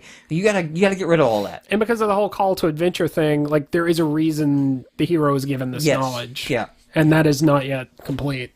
And which sets up the next part, which is the atonement with the Father, okay? And again, mythology, there's a lot of symbolism here, so it's not really sexism. You have to look at it through the eyes of mythology of, this is what women represent in mythology symbolically, okay? But the Father, sometimes God, sometimes like the All-Father, sometimes the Direct Father, but he essentially is there to say that knowledge alone is not the ability to control the power it grants. And, the Father is very powerful and intimidating and fearful and threatening, right? Many times the goddess may protect the hero from the Father, right? And many times there's a duality set up of the mother and the father between the goddess and the father and the god. Like they are, sometimes married, There's many times where Zeus's wife is, what's her name? Hera. Yeah. Which one? Protecting, no, he only has one. Okay, yeah, that's right. Is protecting the hero from Zeus, right? Like, you need an audience with Zeus, and I will protect you from his wrath. But basically, he is making sure that you understand the might of the power of the knowledge, and you are worthy to contain the knowledge, okay? And will kill you, basically, if you're not. That's the downside. The Tale of Pantheon, and I don't know if I'm saying Pantheon or Pantheon. I don't think it's Pantheon, because that's the actual... No, that would be like that's P-A-N. the list of gods. Pantheon is, he is the son of Phoebus, and is an example of when the father does not do the job. So like I said, there's as many myth tales of the bad example as there are the good example, because they stand isolated. Essentially, he demanded to drive his father's chariot, and Phoebus is the one who carries the chariot of the sun across the sky, which even Zeus cannot do. Okay? No other god but Phoebus can carry that chariot. So obviously even his son can't do it, but Phoebus is a great and strong, all the women love him and swoon at him, and he's all knowledgeable and all things. He's a badass motherfucker. And he's like, all fathers would love to have a son as great as you, and why, you don't need to challenge me. You can, of course, control the chariot. Here's the reins, take it off. Of course, he doesn't have the power. No one does, He right? doesn't have the power. He was dressed in all the raiments, but he had none of the So, power. the chariot loses control, the sun's going off into fucking outer space and shit, like, there will be no sun for the earth anymore, like, it'll be gone, and so, like, basically all the other gods of, like, Zeus, you gotta fucking do something, and the only thing Zeus can do is throw a lightning bolt at the chariot, destroying the chariot, killing the horses that pull the chariot, also, Pantheon falling to earth and dying, right? There's even, like, a grave or a tomb line or something of, like, his reach was greater than his grasp or something phrase comes from this tale. But the lesson here is that, the father did not do the job, did not make sure that the hero was worthy of the knowledge, right? Just because you have knowledge doesn't mean you have the power. And at the end of this phase, the hero, you kind of see that the god and the goddess, the father and the goddess, the father and the mother are the same, really. And they can be the same in some myth. It is rare, but in some myth they can actually be the same, of like, I'm giving you the knowledge, but then making sure you're respectful of using that knowledge. The next section is Apotheosis, which, fuck Battlestar Galactica, for, like, me the entire time. The Caprica. Okay. Because that's what she was talking about the entire time. Like, she was trying to recreate heaven in the computer world. She was calling it apotheosis, right? So, like, I have that kind of view in my mind the entire time I'm reading that, and I don't think that's the correct use of the word, or it's slightly... Apotheosis is where, like, everything is, redeemed or whatever. She was kind of, like, using it as, like, the rapture. Yeah. Would have been more accurate. But it basically not only... Apotheosis, I didn't write a lot here, but it's coming out of understanding from the knowledge gained and the power of how to use it, and also the balance of life, the good and the evil, the yin and the yang, death and life, that these are a balance, these are a continuation. This is creation. That the tree of life, the crux of the world navel, creates both. It creates death and life, and that is part of creation. There is not one side. That is a creation of man, that it is one-sided. And reaching that understanding or whatever is apotheosis, and it's kind of enlightenment. It would be another word that you could use there. And it ends the final section of the fuck's this part called? The initiation. The last part of the initiation is the ultimate boon. And this is where here the hero gets, it is the final step, the final growth of the hero, into the hero, into becoming the full-fledged hero, and receives the ultimate boon. And the boon may be represented as the object of the quest, the gifts from the gods, the golden fleece, right? But the meaning is pretty much universally immortality, okay? And it basically is immortality in the sense of the ultimate boon, and understanding this is understanding that you will have a place among the gods after this life. There's more to this life. You exist in more than just the physical plane and things like that, and there's a bigger meaning to life and a cosmic will. So it's not immortality, although in myth it may be you will live forever. The meaning is that all of us can achieve this immortality by reaching this part in advancement, in growth. And so after you have the ultimate boon and you've got that, the next phase is the return. And many stories are dedicated to part one of the return and the refusal of the return. Because you're with the gods. It's not actually an uncommon thing to refuse to return, to leave. Why would you leave the realm of the gods when you have the knowledge and the understanding to use it and come back to the world of shit? Like, why? What's in that for you, right? There is a need for that, and I'll come up in the other stages here, but even the Buddha questioned whether he could return to the world of man and bring enlightenment. Like, could you be enlightened and not go through the journey? Is that even possible, right? So if the hero does choose to return, you have a section called the Magic Flight, okay? Now, if the hero had the favor of the god and the goddesses, then the Magic Flight is often a fun, comical trip back to the realm of man. If the hero had to steal the boon, right, gain the knowledge and the power without the gods' consent, then it is an escape from the gods. But at this point, the hero has ascended their knowledge, and they don't really pose a threat. The problem with the flight is here's one of the areas where it is comedy. It is always comedy. It is always success. Because if it is not successful, the hero really hasn't attained the ultimate boon, right? So, well, immortality, I guess. Yeah, the hero hasn't got the immortality, the gift, the knowledge, the power to use it. He hasn't succeeded in the journey if he can be killed by the gods at this point, right?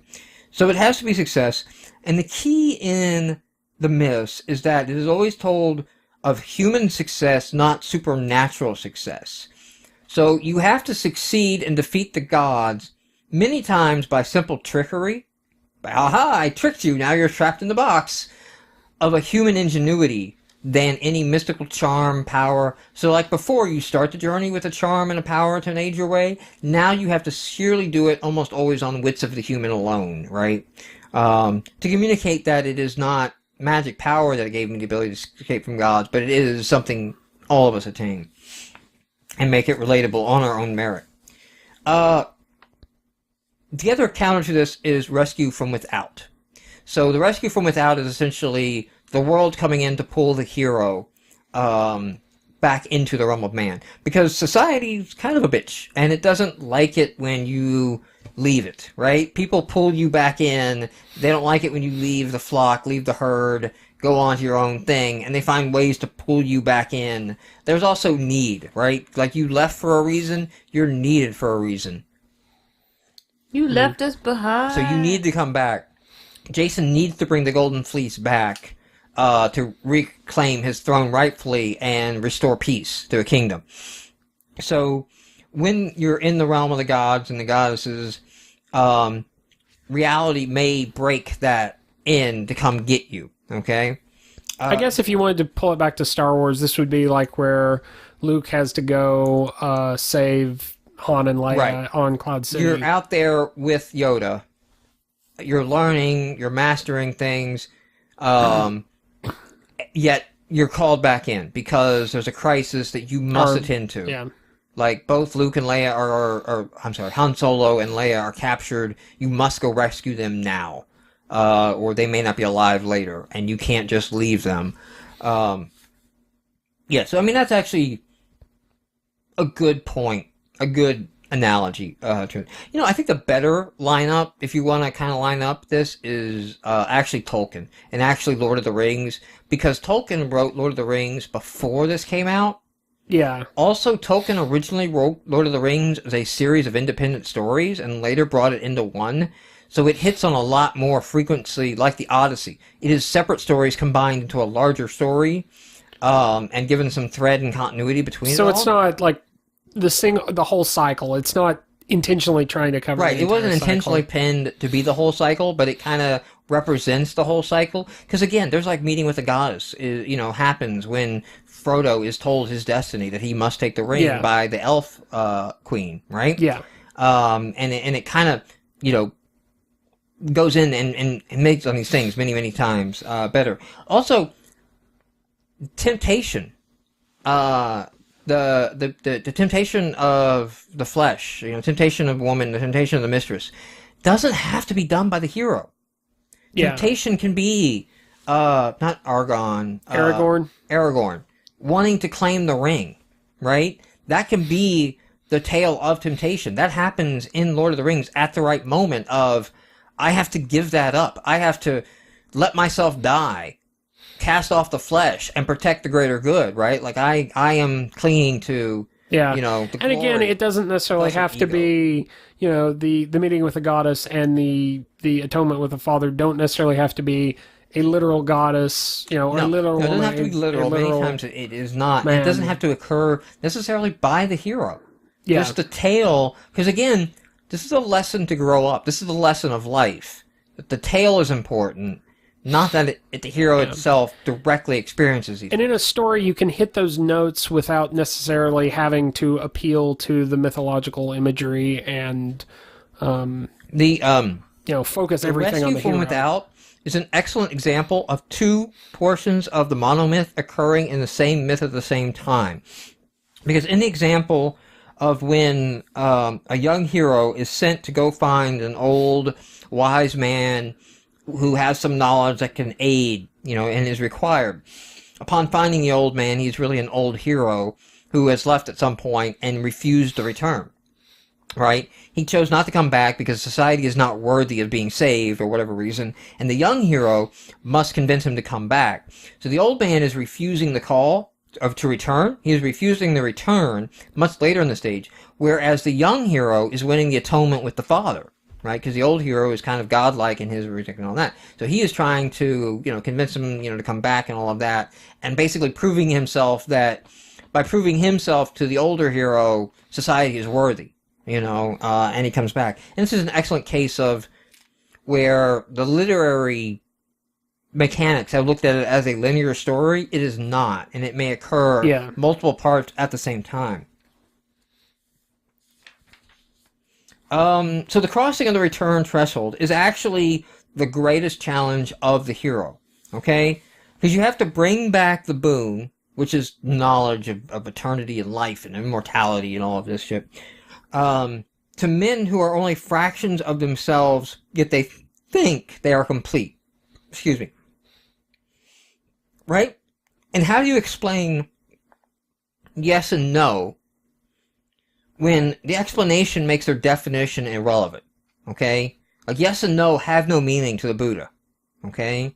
These are definitions of man. They do not exist. They're inventions of your mind. So how do I explain that to someone who lives in those constraints with the knowledge I have learned, right? And also, this is his writing. I did not make this up for the podcast. Representing the 3D form on a 2D plane. Right? And I was like, oh, that's perfect for game developers. You know, like representing the 3D model in 2D. Like, how do you represent all the architecture of the 3D model? There's a side you can never see, right? No matter what you do. So, it's all that. This is the whole, like, flatland thing. It's important because the world has to be renewed of the things it forgot, right? So the world goes on, forgets things over time, and the hero is bringing back this knowledge, this wisdom, this eternal wisdom of the prior ages to renew it, to set the course right again. And this is an often phase where there are more myths of failure than success. Rip Van Winkle is a cited failure myth, because when he awakes with the knowledge of all his dreams and everything like that, he can't tell anyone. The world has moved so far on that he is eventually thought to be a spy and a traitor, and he's imprisoned. You know, his dress is strange, he must be from a foreign language, he talks weird, he talks of kings, he must be from the kingdom, you know, that's trying to oppress us or something, so he is imprisoned, and the knowledge is never transferred, right? But if the hero does it successfully, moves into Phase 5, which is the Man of Two Worlds, and is able to move between them without screwing up either, okay? There are several mentions in the earlier section, in this section, of the failure myths of mythological symbolic protections that get broken. Like they have an amulet or a protection. In one myth there's a horse that as long as he doesn't get off the horse, he can freely move between both realms, but at some point he gets off the horse and now he's trapped in the old realm and can't go back or something like that. But the one I liked here, was actually a successful thing, was actually from the Christian Bible and Jesus, when he reveals himself to Peter, James, and John to be the Son of God. He takes them up a mountain and essentially says, I'm going to show you the kingdom of heaven and I am God, flashes with them. They're basically like, holy fucking shit. And then he's like, pow, bam, Jesus, we're all back to normal. Now, shh, don't tell anyone until I return, right? Until I come back, you can't tell anyone this. But yeah, I just kind of showed you all of that. And it's basically showing like Jesus has the power to move between, the kingdom of heaven and the kingdom of man freely and at will, and he's a master of two worlds because he has attained enlightenment and because he has attained the true meaning of the gospel, the word, and all of that. That is the lesson. So I really like that, like I said, most of this, I said before the podcast, most of the myths, I was kind of found it odd he didn't touch on Christianity as much. Even when I saw obvious Christianity parallels, why didn't you use the obvious Christian myth in this moment? Because it would be something people would know more of than, a lot of these ancient... Well, I think it helps to, especially since he's writing for a Western audience, to kind of illustrate how it is, a lot of these concepts are more universal. Like, if you just pulled, and especially, if you pull out the Transfiguration in the Gospels, that happens before the resurrection, so it's kind of out of order. I mean, you get a very different picture. You're imposing a different pattern on the MonoMyth in that case. The wrap-up to moving between two worlds is only possible once the hero gives up the attachment to all his limitations, his hopes, his fears. He accepts that self-annihilation is a prerequisite to rebirth. You cannot have an ego. You cannot have a definition of the world. You have to be willing to just destroy all your concepts. Self-destruction may be the answer. Yes. Fight Club. It is. Yeah. Fight Club's a good one. That's actually a really good one. And, no longer trying to live with a forced world. And live in a certain thing, but just basically willingly relaxing to whatever may come and happen is the will of the universe and all of that. This is my words. There is no spoon. When you realize there is no spoon. Yeah. He went through a lot of shit. If he just would have wrote, but you have to go through that. The hero, I guess, because the idea is if a character just magically attains enlightenment, that feels wrong. Oh, no, it is. So, the last section here is the freedom to live, okay, which kind of touched on what we were just talking about. But the hero here at this point is no longer hobbled by the misery of existence, you know? He doesn't get hung up on the human condition and things like that, where like Hamlet, you know? Hamlet kills himself over not being able to accept it. Nor does he, like many people, invent rationalizations of like, I'm doing this for the greater good. You know, the things I'm doing. And, you know, he is in a state of all things are the cosmic will, right? And there is not good nor evil. There is the cosmic will and the things of that. The universal will, I think, is what he cites it. And this is the lesson that the myth is trying to impart to the listener and the culture, okay? This is the ascendant into adulthood. This is the let go of your ego, let go of yourself, let go of your definitions. Learn to approach things with your open mind. Learn to see things as they are, not as that you want to see them.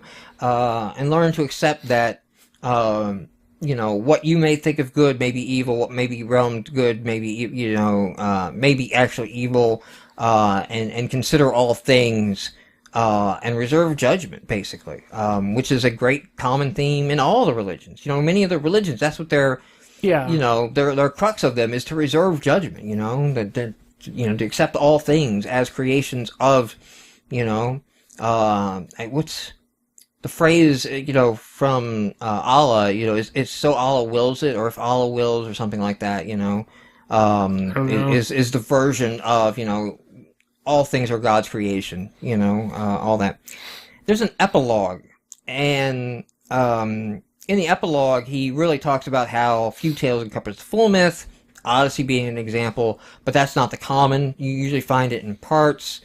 But then he does have some smackdowns for what he calls the modern Christian cult. And it's really why he didn't use a lot of the examples.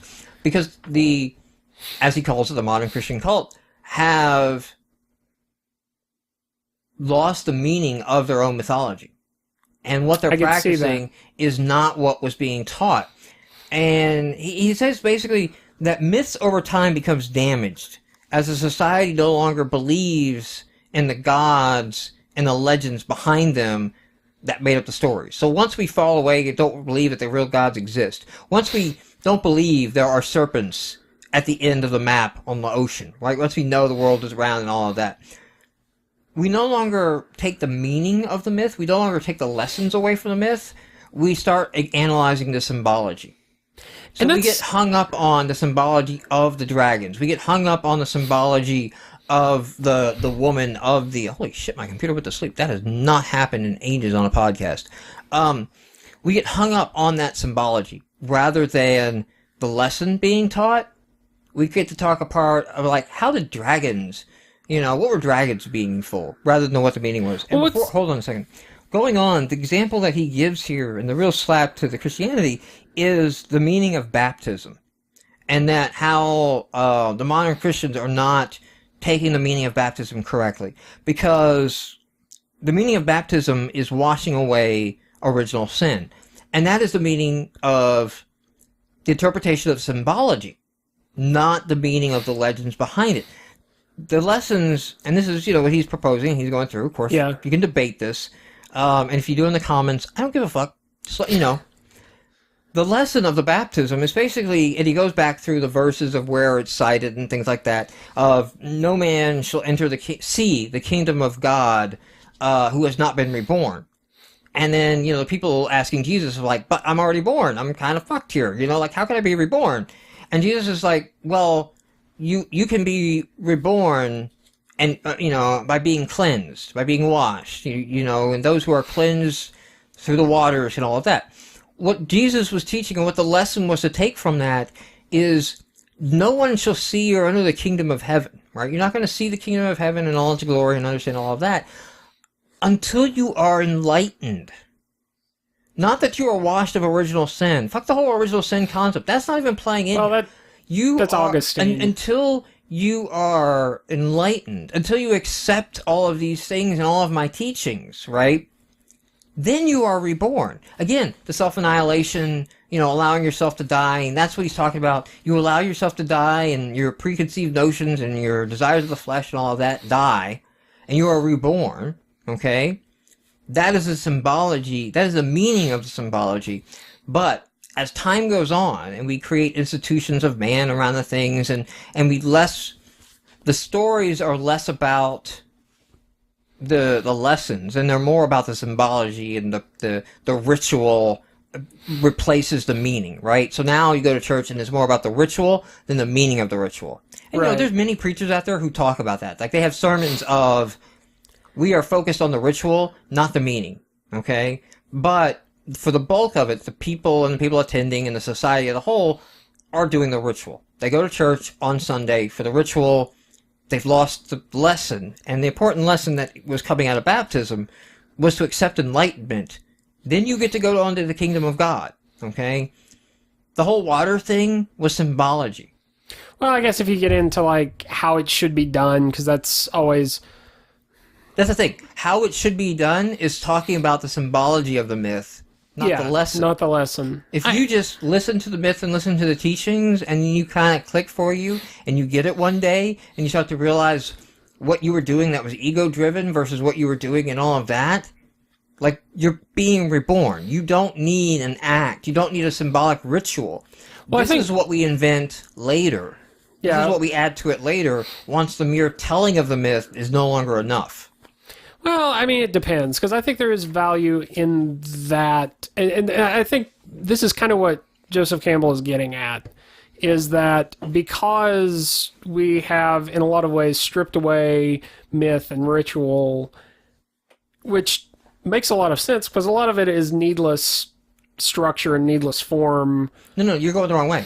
We're adding needless structure and form. We didn't strip away the ritual. We added the ritual. Well, no. The ritual is added over time when the myth and the legend dies out. I'm talking outside of the religious context. Like, as a, societally, like... That's always the context, though. I mean, it's when the Greek myths became the Greek religion. The Roman myth became the Roman religion, right? Which was later supplanted by the Roman Church, okay? And the myths of Judaism and Christianity. We add the ritual to it. We don't start with the ritual. We only started with the myth and the telling of the legend. There was no ritual. Well, no. What I'm saying is, until, like, I'm kind of taking a step back. Like, the lessons taught by the ritual, a lot of what he says in terms of myth, in terms of there being these larger themes that, kind of transcend culture and get into the realm of religion, if not are there... It's much easier to take this very materialistic look at the world of, like, well, what is, and, you don't have that sense of fantasy. You don't have, these greater understandings. I forgot where I was going with this. I would say you're going to have to read through this part, because that is very much not what he is saying. Okay. He is very, and it's pretty explicit in the coda, in the key. Well, no, I'm not saying that's what he's saying. I'm saying that... Well, you did start off with what I think Joseph Campbell is saying at this point, and I think you're missing what I'm saying. That as the society evolves, and you no longer, when I tell you the story of Adam and Eve, right, you no longer have a fearful concept of this God. It has now become I'm not really doing it. Then we start to create around that myth and around that legend ritual and symbology. Right? And that symbolism and the ritual overtake what was originally just get around the campfire and the medicine man tells us a story, or the chief or the elders repeat the legends that were told to them. When the society, and this is all societies, it could be just, it doesn't have to be, a Christian. It could just be, the Navajo Indians, right? When the younger generations kind of realize, and they kind of like, oh yeah, there's not really a wolf god, Right. This is the thing that we made up. There's not really a Santa Claus, right? What dies with that, we go through the act of, Santa Claus is great, we go through the act of giving the presents and having Christmas, okay? But, and I'm not talking about the Christian and the religious context. I'm just talking about just the secular. The secular act of giving and sharing, the winter solstice. Let's come together. We had a good harvest. It was a good year. We lived again. We'll live next year. Camaraderie is good. And the symbology takes over. The red man in the suit, the coming down the chimney. Like, when you talk of Christmas today, okay? Yes. Symbology and ritual is what's talked about, not the story. Okay, I can see that, because what I was kind of getting at more was that then the next step to that is, well, what's even the point of the ritual? And Christmas is a bad example, but that's where we're at now. In a lot of points of like, these are meaningless rituals. Yeah, and you have to kind of go back, and I can see what you're saying about. And then he pulls it all back and say that our societal problems, in his view, stem from the fact we have abandoned our mythologies. Yeah. Okay, in this way, that we've supplanted ritual and symbolism with that, and that we have a ton of people. And this is where I really start to get it in. I'm like, you know what? I agree with you. This is right. I call them sheeple. You know, I've used that term before, right? We have a lot of people. No, this is the common. This is the 90%. We have a herd mentality. We have a lot of people who just don't take the initiative to do whatever it is they want to do. Whatever it is they think should be done, whatever they need to do, they wait for permission by somebody to give to them, you know? There's a lot of fucking just self-help books. And the whole thing in the self-help book is just like, Jack Handy, you are strong enough. You are beautiful. God damn it, people like you. You know, like, that's the whole self-help industry. And he's saying, like, that is an issue now, greater than it was before, because we don't have any more myths and legends. We don't have any modern myths and legends. Yeah. We have a lot of modern religions, but they've lost their own myths to symbology and what they're doing now. You know, they're not telling the stories for the way the stories. Well, you almost, and the way it works seems to affect America now is you miss both the symbology and the ritual in favor of literalism. You know, like yeah, and so for all that, like, I think it is very good. And even though this is written in the 40s and 50s, I think those points are still very poignant. It has encouraged me not only to go and, you know, continue reading the Cosmogenic Cycle to see what other things that he's found in studying this that don't apply to a hero journey, to also go back and, like, read the legends and the myths of the Buddha, to find, like, as close as I can translations, to read the Odyssey, the Odyssey, and to read them, and almost like now I almost feel like I have a good perspective to read those, because what was this people trying to say? When I read them before, and when I read those before, there was, you know, it was in a classroom setting and all of that, and there was somebody telling me, like, the symbology of the sirens represents the such and such and the thing, and it's like, no, you're going down the dark path, right? Like, I need to read this almost for the enjoyment of the myth and kind of take away from it of how, like, you usurped and conquered and how did he feel and, you know, all that kind of thing, and have an open interpretation discussion again from that, because the open interpretation discussion, not being told what the proper interpretation is, but the open interpretation is what will lead me to enlightenment, because I will be actively thinking about the things raised and discussed, which was the lesson being taught in the original text and was the point of telling the children this tale, whether or not it ever existed. In fact, he even calls that a point. It's like, we don't care if Jesus existed or Jason was real or there was there was a King Arthur, you know, that the legend was based on. It's irrelevant. The point is the story. Yeah. That has always been the point.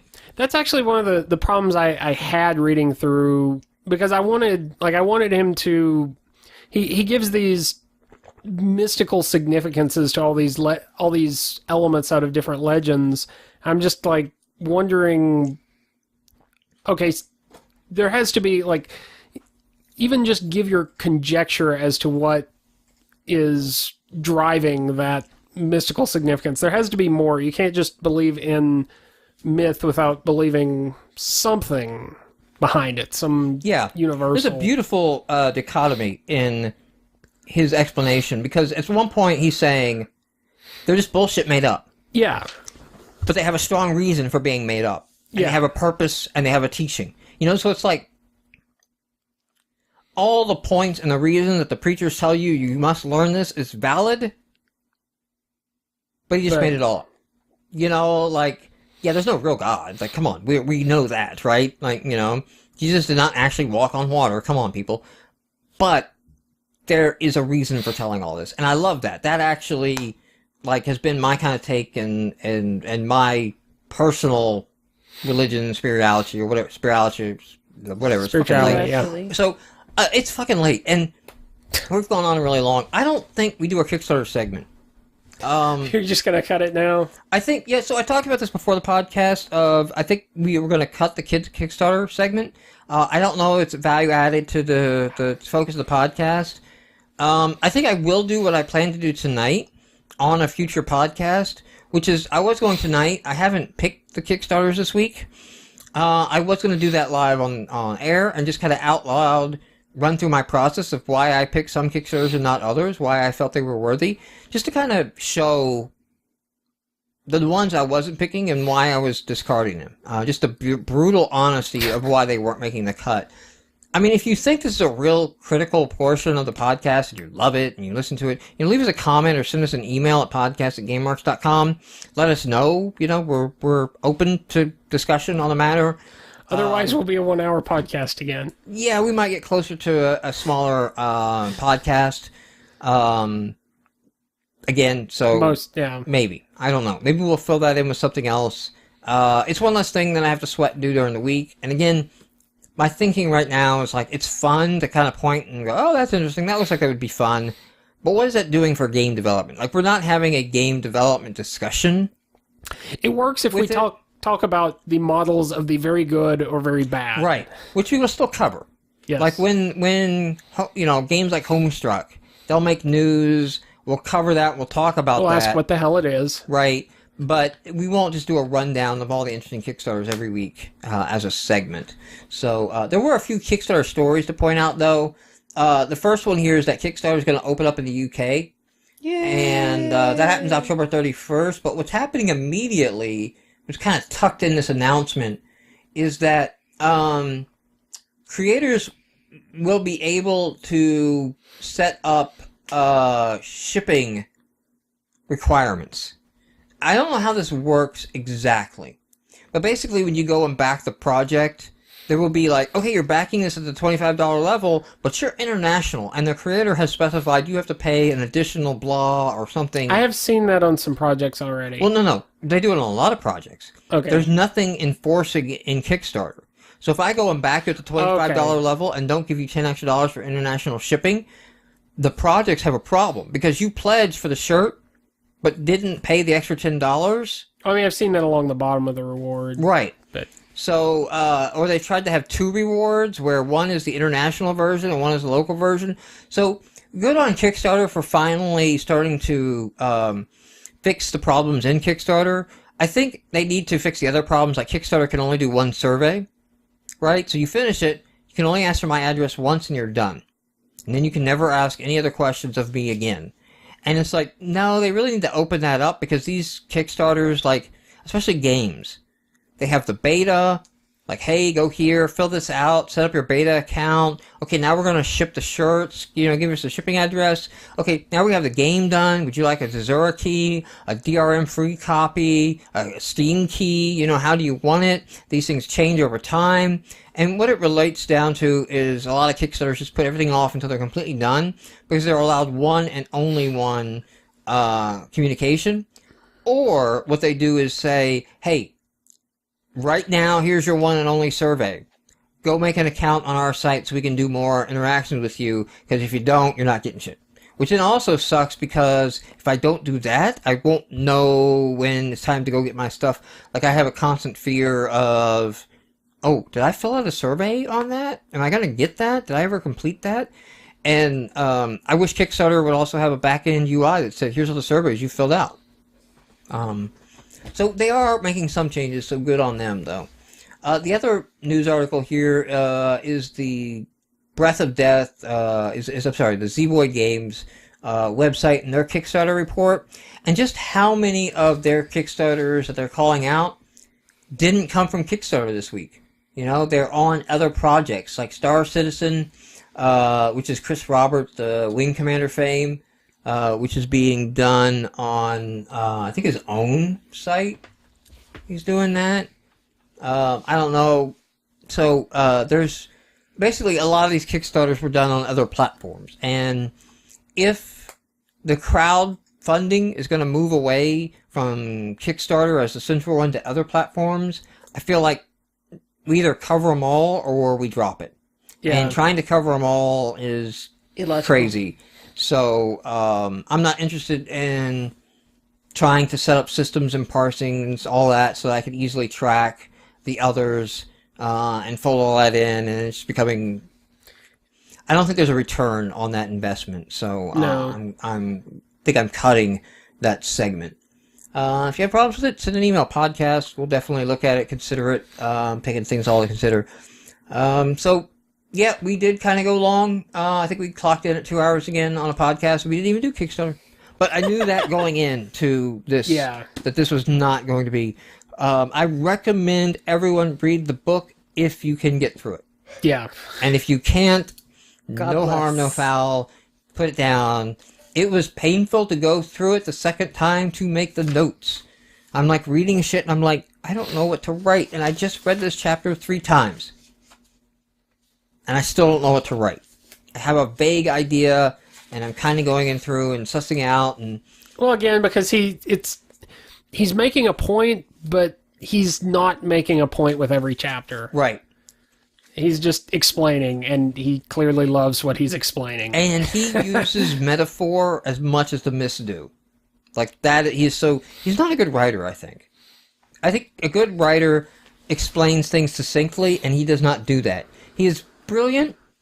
He's the only one that's done this kind of study. So he's the only one that can really talk to it with authority. But when it comes down to putting it on paper and explaining it in a way that is approachable, not so good. Well, yeah, I don't know. Come on, some Dylan, of that you stopped reading it. It is true. I don't know how much of that is bad writing. I don't think I'm in a position to tell how much of that is bad writing, how much of that is just the time, and how much of that is the circles he's writing for. You are a regular reader. You're not a guy that picks up a book every now and then. Well, yeah, but still, like, I don't read Joseph Campbell, yeah. We need to send you through the hero's journey so that you quit being so damn wishy-washy. I'm not. I've obtained enlightenment. I've found that things, all things, bad writing, is the will of the cosmos. It happens for many reasons.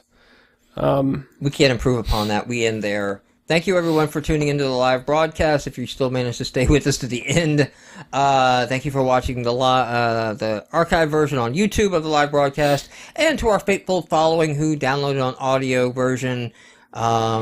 We love you all equally, but only give the outtakes Enjoy for that. one. We'll be back in a week.